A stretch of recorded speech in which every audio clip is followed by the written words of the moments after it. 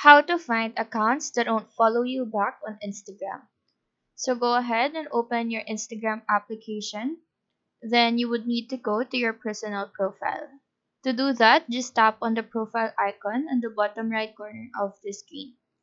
Then once you're on your profile page, just tap on your following. This will bring you to your following page where you can see your following list.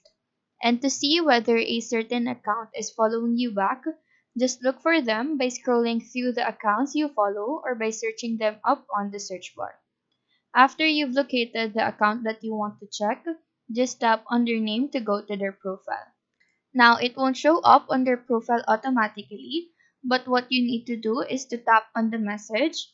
Then, once it loads, it will say you follow each other on Instagram if the user follows you back.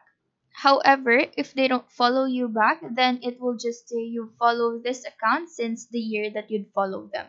This is quite hard to do as it's not really efficient and it's time consuming, but this is the only official way to do it.